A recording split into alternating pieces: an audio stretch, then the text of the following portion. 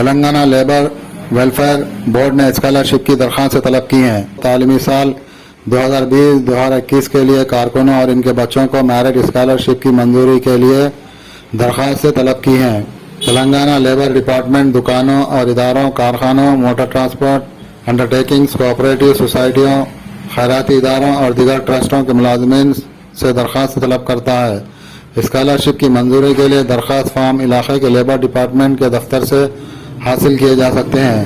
بھری ہوئی درخواستیں انکلوزر کے ساتھ علاقے کے اسسٹنٹ کمشنر آف لیبر کو 15 فروری 2022 کو یا اس سے پہلے جمع کرے جائیں۔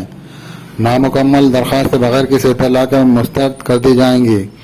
اسکالرشپ دینے کے لیے امیدواروں کا انتخاب کوالیفائنگ کلاس امتحان میں حاصل کردہ نمبروں کے فیصد کی بنیاد پر کیا جائے گا اور اسکالرشپ کی رقم یوم موعد سے پہلے منتقل کر دی جائے گی۔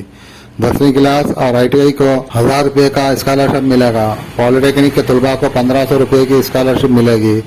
انجینئرنگ، لا، medicine, BSc، B pharmacy, M pharmacy, BBA، MBA اور لیب ٹیکنیشین کورس میں ڈپلومہ کرنے والوں کو 2000 روپے کی اسکالرشپ ملے گی۔